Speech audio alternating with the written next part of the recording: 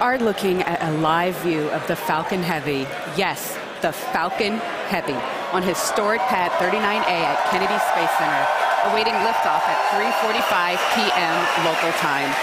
Welcome to our live launch webcast. My name is Lauren Lyons. I'm an engineer in our flight reliability department here at SpaceX, and I am so excited to be here with you today, along with my co-hosts, bringing you coverage of the first ever test flight of Falcon Heavy. At liftoff, Falcon Heavy is going to be the world's most powerful operational rocket by a factor of 2. And today is the day that we attempt to demonstrate that power. And because it is a test flight, there is no satellite customer on board the vehicle today, but the fairing is not empty. We do have some very interesting payloads going up on this flight that we'll talk about later on in the webcast. We'll also walk you through the mission profile because this ain't your typical Falcon launch. We've got 28 engines, 3 boosters, 3 separation events, 3 landing attempts, and there's going to be a lot of activity happening all at once. So this test flight is bound to be exciting one way or another. All right, we've got a ton to walk you through today, so let's get going. Hi, I'm Michael Hammersley, a materials engineer in avionics department. We're very excited. I'm sure you can hear it. To my right, we have a live view of Falcon Heavy on the pad at Kennedy Space Center.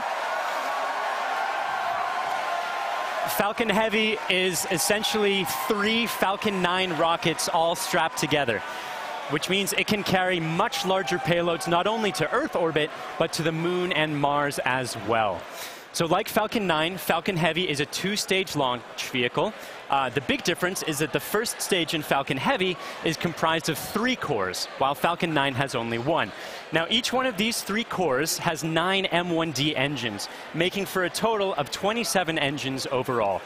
Altogether, those engines produce 5 million pounds of thrust, which is equal to 18 747s at takeoff. In fact, the engines are producing so much power that we don't run them at full thrust all at once. So during ascent, Falcon Heavy will throttle its thrust up and down in both the side and the center cores in order to balance the aerodynamic and structural loads on the vehicle. So about halfway through the first stage's burn, the 2 side boosters will separate and come back to Earth for a simultaneous landing at Cape Canaveral Air Force Station. More about that a bit later.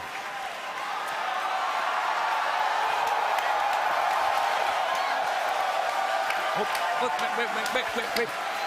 At that point, the mission proceeds very much like a standard Falcon 9 flight. The center core will keep on firing for another minute to burn all of its fuel, and it will perform a standard stage separation from the second stage on top. This second stage, with the fairing right at the very top there, the second stage is exactly the same as any other Falcon 9 flight, except we've loaded a bit more helium onto it this time. Now, that second stage will be sending our payload way out into a Mars-crossing orbit, which we'll also get into a bit later. But all in all, with a successful launch, Falcon Heavy is going to be the largest and most powerful operational rocket in the world. We're very excited to be launching it today. Let's check in on exactly how it's doing. Good afternoon. I'm John Innsbrucker, the Falcon Principal Integration Engineer at SpaceX. We're currently at T-minus 17 minutes, 40 seconds and counting down. The good news that all systems are go for launch. We're working no problems with the SpaceX test flight of the Falcon Heavy launch vehicle. Now we're currently loading propellant on all 3 first stage boosters, and we began loading a couple minutes ago on the second stage LOX tank. Now this is the same method that we use on the single-core Falcon 9. It just scaled to handle 3 first-stage boosters. Now we're loading liquid oxygen and kerosene. We do that because in order to support combustion, you need oxygen. And in the vacuum of outer space, there isn't any. So we bring our own liquid oxygen, chilled and densified. You may have heard densified in the past. That allows us to pack the maximum amount into the LOX tanks on the Falcon Heavy. Now our fuel is refined petroleum, RP1. That's essentially just a purified kerosene. It's a safe propellant, easily available, has a lot of history. For example, the Saturn V first stage, flown from the very pad you see on the monitor, on the moon missions, used kerosene and liquid oxygen. Now the big news this afternoon has been the weather, and we've eaten up most of our launch window. Now, we won't have the ability to hold the countdown any further now that we are into liquid oxygen loading. The good news is that the winds are looking good. We're working no issues on the Falcon Heavy. However, if there is an issue in the last minutes, we won't be able to launch today. There is a backup date available tomorrow. And I've said it before, launch is hard, and Falcon Heavy is no exception. We're essentially counting down 3 rockets simultaneously. So the SpaceX team is going to be conservative in case anything pops up in the last minutes. But as the energy and the enthusiasm from the team gathering below me outside of Mission Control Center X is growing, we are go at T-minus 15 minutes and 40 seconds and counting. My name is Brian, and I'm part of the software team here, and I'm standing just outside Mission Control as the crowd gathers behind me. We're all anxiously awaiting this very first test flight of Falcon Heavy. Now, today, SpaceX has over 6,000 employees in locations across the country, but it wasn't always like that. Now, when SpaceX was first founded in 2002, it was just a small group of engineers who believed that they could reduce the cost of exploring space, but had never actually built a rocket themselves. Now, Falcon 1 was the first rocket we developed, and it was pretty small relative to Falcon 9 and Falcon Heavy. While the Falcon Heavy on the right of your screen is over 230 feet tall, Falcon 1 stood only about 70 feet tall and could only carry about a half a ton to orbit. However, despite its small size, Falcon 1 served a very large purpose. It was our roadmap to using modern technologies to engineer a vehicle that was not just more reliable, but was less expensive than alternatives. Now, we had 3 test flights of the Falcon 1 before we found success. But on that 4th Falcon 1 flight, it became the first privately developed liquid-fueled rocket to reach Earth orbit. Now, fast forward to today, and SpaceX has had 49 successful rocket launches. We have recovered 21 first stages, and we have reflown 6 of those. We have had 14 Dragon launches and have successfully reused the spacecraft as well. Now, our next step on this journey is just minutes from now, when we'll attempt the first test flight of our heavy lift launch vehicle. Now, there have been many challenges along this long road, and it has not been easy. But no matter what happens today, it has all been worth it. Now, one of the many challenges we're hoping to overcome with this test flight is the recovery of all 3 cores of the Falcon Heavy first stage. Although we have demonstrated success with the recovery of a single core, 3 is on a whole nother level. So let's check in with Michael to get an overview of what that story may look like.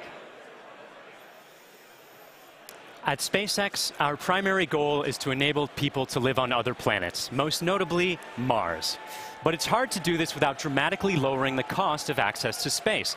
And the best way to accomplish that is to reuse as much of the rocket as possible. So we've been successful at landing and reusing Falcon 9 rockets for over 2 years now.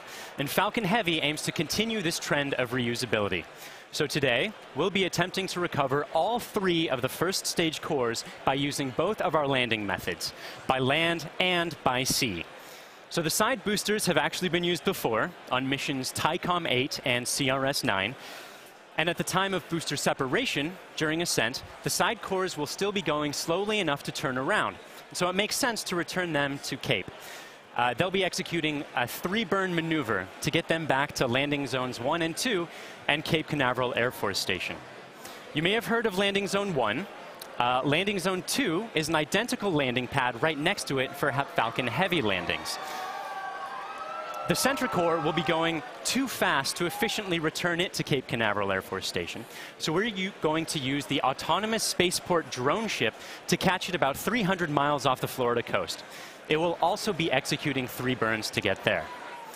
So if all goes well after launch, we'll have 3 first stage cores back on Earth, 2 for the second time, and a wealth of data for perfecting airplane-like operation in the future. So countdown is still proceeding nominally. So let's check in again on how Falcon Heavy is doing. We just passed T-minus 12 minutes in the countdown of the test flight of Falcon Heavy. Fuel is completely loaded on the second stage. The first stage is also loaded with fuel, except for a small top-off that'll happen between T-minus 7 minutes and T-minus 6 minutes. Our major activity now is loading liquid oxygen on the boosters and the second stage. Liquid oxygen propellant loading on the first stages will end between T-minus 4 minutes and T-minus 3 minutes. Liquid oxygen loading on the second stage is the last one to finish, ending by T-minus 2 minutes. Now, in addition to loading propellant, the team is preparing to perform their final checks of the Merlin engines. will begin chill-in of the Merlin engine turbopumps with liquid oxygen as typical at T-minus 7 minutes like we do on Falcon 9 flights. We'll also be verifying valves and using the thrust vector control actuators to move the engines to verify the actuators are working correctly.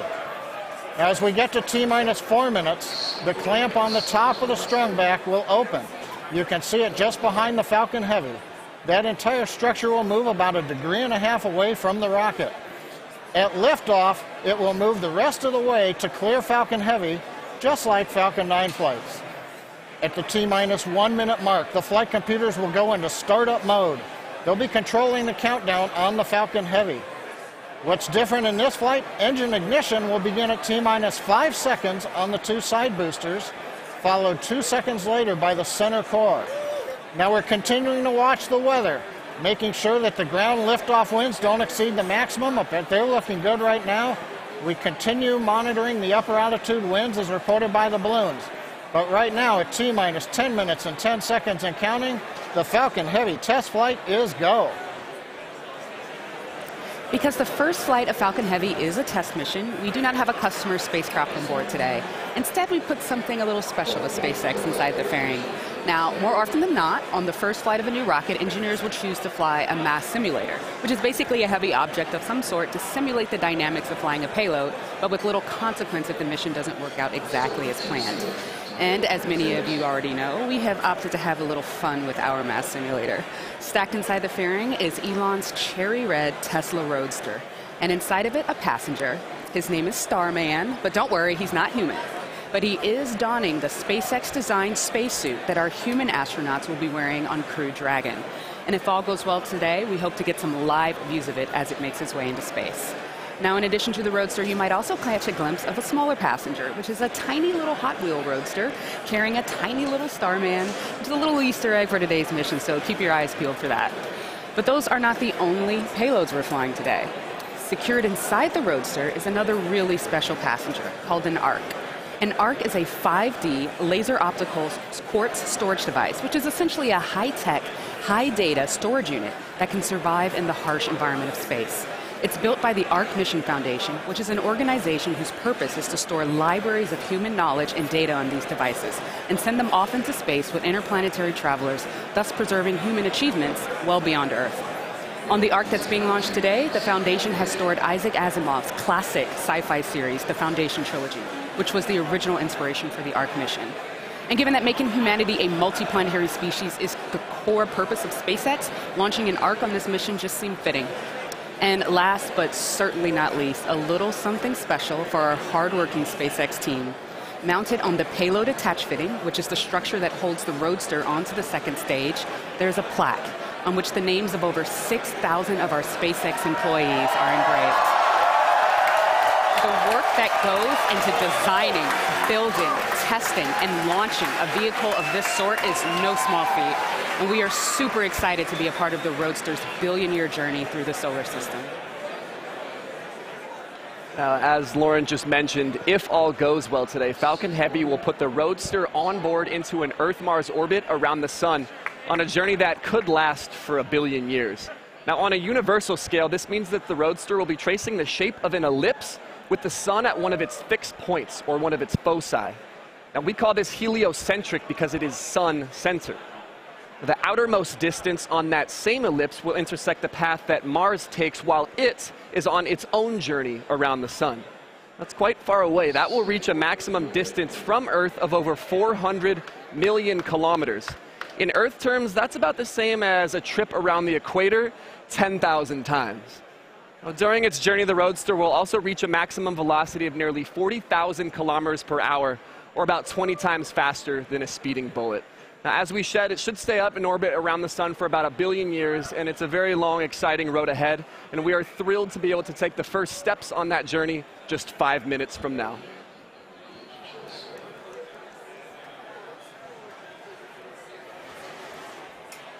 The SpaceX team continues to count down for launch of Falcon Heavy test flight. Now, once we light the engines, Falcon Heavy will check the power on all 27 Merlin engines, a critical period in the go-no-go for launch.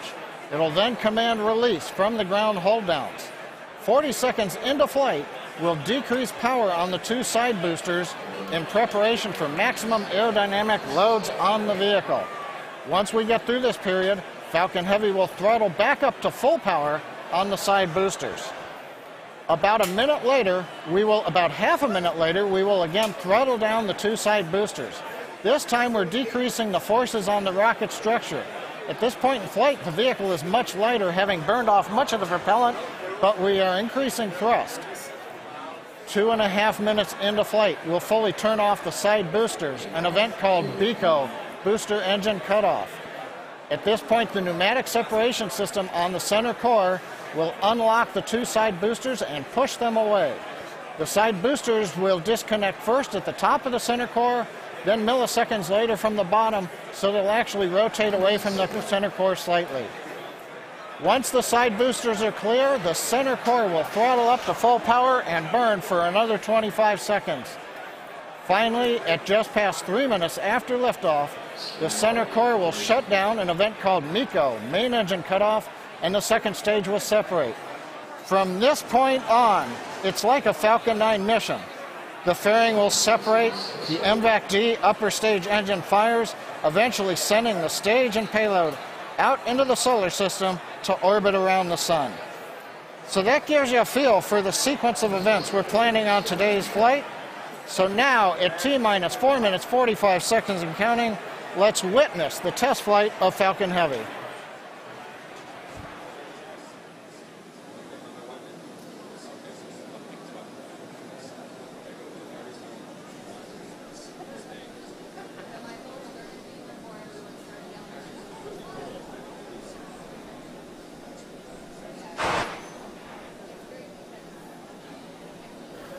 MVAC and A1D fuel bleed has started.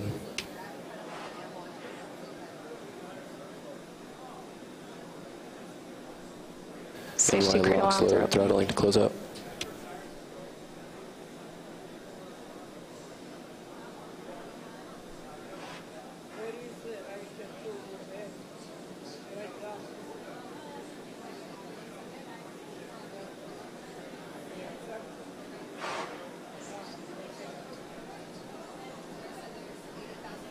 NY lock slide complete.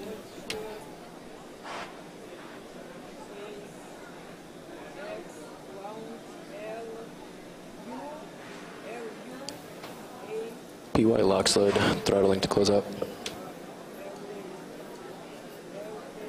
PY lock slide complete.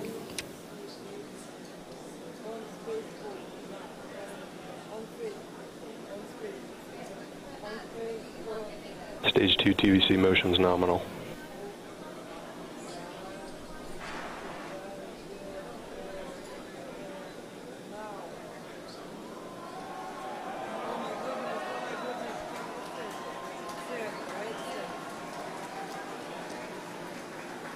BOGO bleed verification. Center core lock slide complete. Strombeck lower has ended. Strombeck's at 88.2 degrees.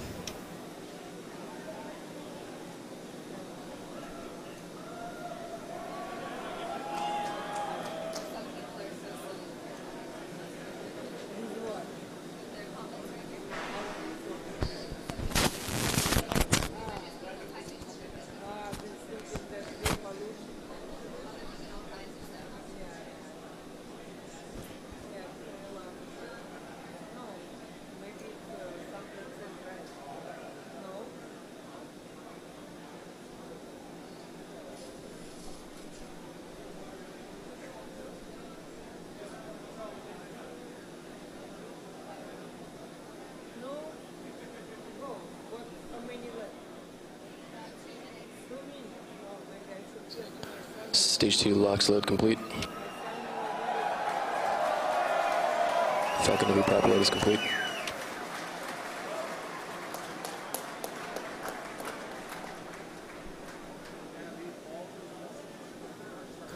Falcon Heavy is on internal power.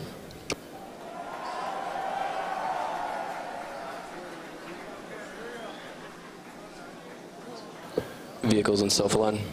Ground gas closeouts has started. Falcon Heavy gas loads are complete.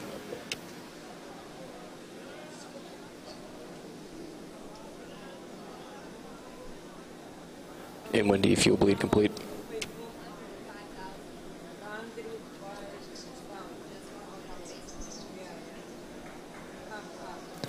M1D engine chill is complete. AFTS is ready for launch. Ground gas closeouts are complete. Falcon Heavy is in startup.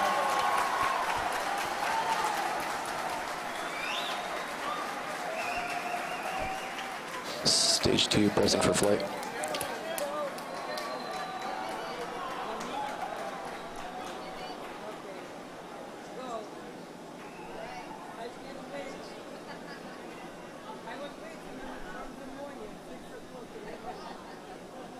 T-minus 30 seconds. Launch director on countdown 1. SpaceX, Falcon Heavy, go for launch. Falcon Heavy is configured for flight. T-minus 15, standby for terminal count. 10, 9, 8, Side booster ignition. 6, 5, 4, 3, 2, 1. Ignition. Off. Falcon Heavy.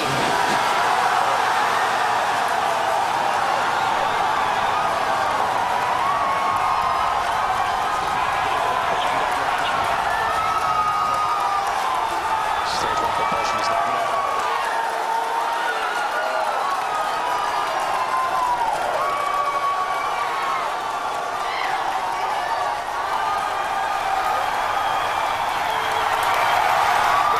T-plus 30 seconds. If you can hear me over the cheering, Falcon Heavy heading to space on our test flight. Building on the history of Saturn V Apollo, returning pad 39A to interplanetary mission. We're getting ready to throttle down for max Q.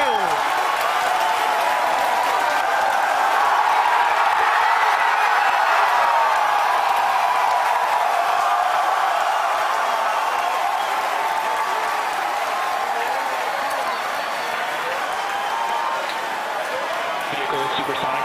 You've heard the call out. Vehicle is supersonic.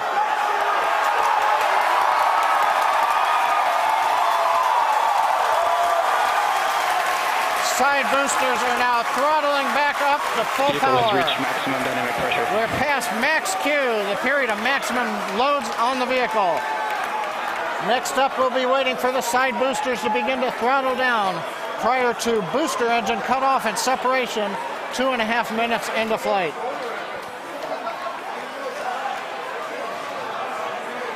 GNC trajectory looks good on the Falcon Heavy.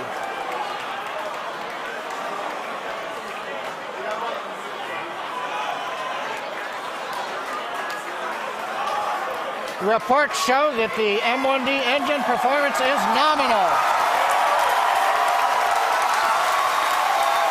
Contact engine sales begun. Side boosters have begun to throttle down in preparation for the upcoming shutdown in 20 seconds.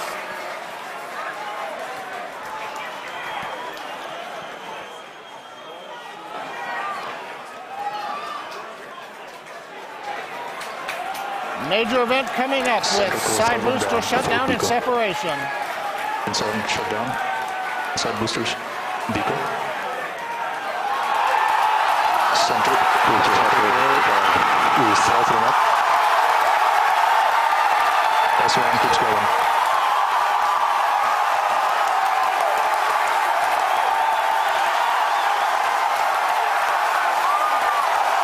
Still booster base box starting.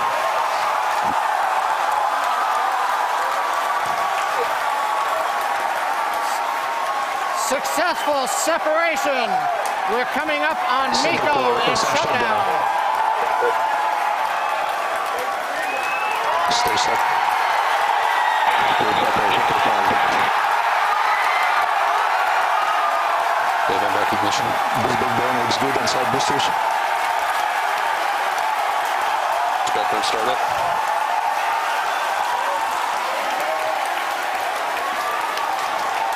Coming up on fairing separation. Center core side engines on fire, also look good.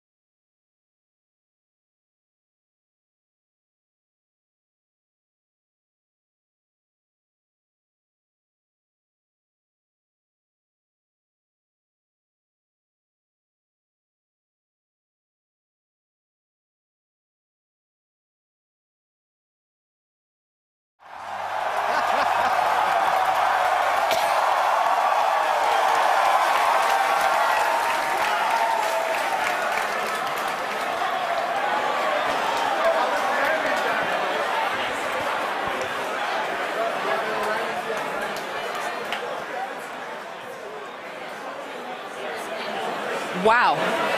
Wow. Did you guys see that? That was awesome. That's the only thing I can really say right now. Absolutely wild. Absolutely wild. I got nothing else. Oh, man. Recapping all the great things that you just saw there. Successful liftoff from the pad, successful stage separation. But before that, successful booster separation. You can see stage 1. The 2 side boosters, pardon me. You can see the center core, and you can see MVAC lit up. Oh, my gosh. Then the beautiful shots of Starman chilling in the Tesla Roadster. Just absolutely incredible. On your screen at the moment, you've got a few things happening. On the upper right, you've got MVAC-D continuing its burn. On the upper left, you have the center core headed back towards the autonomous spaceport drone ship. And in the 2 bottom screens, you've got the side boosters headed back towards Cape Canaveral Air Force Station, landing zones 1 and 2.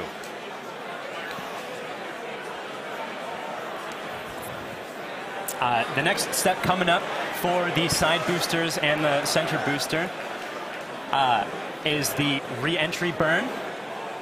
That's going to slow it down from, or slow all the boosters down from way faster than the speed of sound to just faster than the speed of sound in order to reduce some of those aerodynamic forces and heating that occurs when you're moving that quickly through the atmosphere.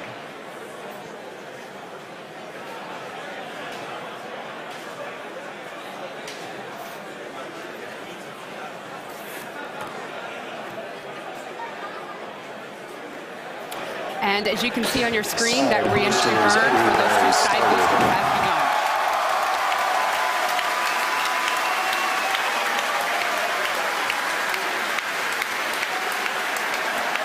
Side boosters entry burn shut down. Side core entry burn target.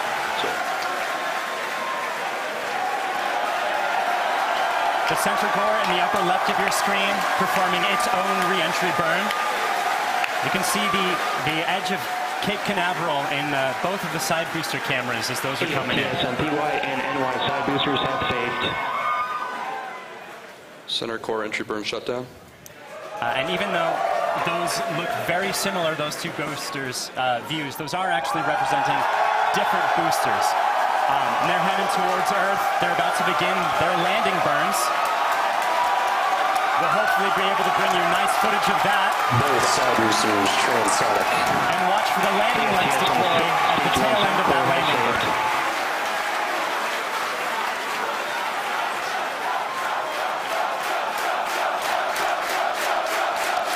And that landing burn has started. Both boosters looking to be on track towards their respective landing zones. Landing burns have started. Side boosters landing legs have deployed.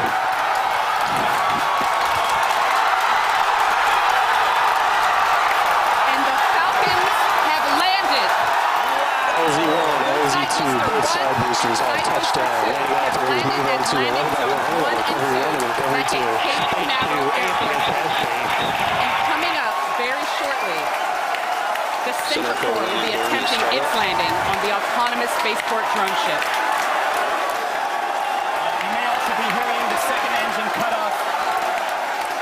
Check on your screen. Sometimes this footage goes out when it approaches the drone ship and the heavy vibrations make it lose signal. We're crossing our fingers that's not the case right now.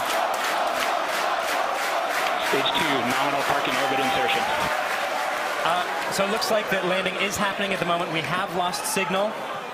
We're hoping that signal comes back shortly. Oh, man. Yeah, as Michael mentioned earlier with the vibrations of the rocket and how it shakes up the cameras that are on the drone ship, sometimes we do lose signal or shakes up the antennas. Oh, and we've just gotten confirmation. Oh. We're waiting to hear what happens, and so we're listening in, and we're still waiting to hear. We'll let you know as soon as we find out. You'll know. People are cheering, but we'll get the call and know hopefully very, very soon how that center core is doing, whether it's standing up proud on that drone ship or not. Meanwhile, other 2 landings. Those were absolutely gorgeous. Meanwhile, the second stage is continuing its trajectory towards Mars. It's all looking good there. John, come give us a recap of the full mission. He stands. Well, if you could hear all that cheering, it was an outstanding test flight of the Falcon Heavy.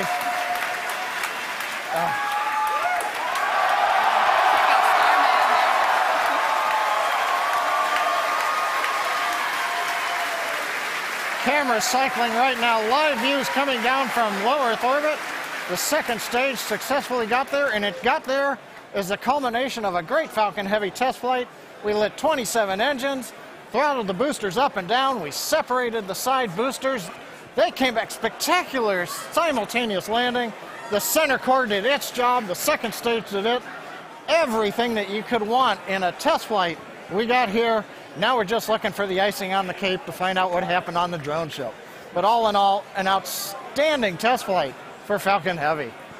Wow, what an absolutely momentous occasion. Thank you so much to the range for contributing their expertise to today's launch, the FAA for the licenses to launch and land those boosters, as well as the rest of Falcon Heavy. And thank you to you, the viewers, for joining us for a really, really cool moment here. And to find out what happened with the center core and what's going on with Starman as he makes its journey through space and all of our other launches, you can visit us at SpaceX.com and follow us on social media on LinkedIn and Twitter. If you would like to join us on exciting projects like these, please visit SpaceX.com/careers. From the entire grateful team here, thank you again for joining us. We'll see you next time.